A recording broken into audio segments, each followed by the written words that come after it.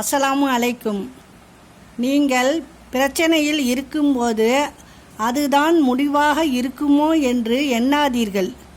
அது வாழ்க்கையில் ஒரு வளைவான இடம், அவ்வளவுதான்.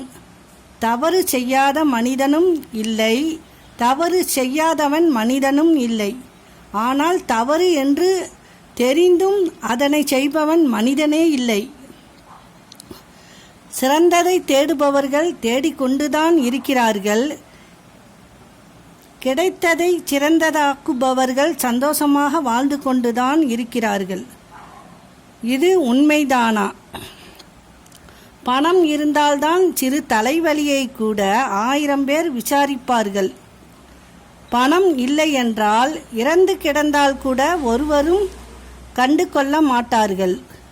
நம்மிடம் இருக்கும் பொருளாதாரத்தை வைத்துதான் நம் வாழ்க்கையை பேசிக்கொண்டே இருக்காதே. உன் பலவீனம் மற்றவருக்கு தெரிந்துவிடும். மௌனமாய் இரு.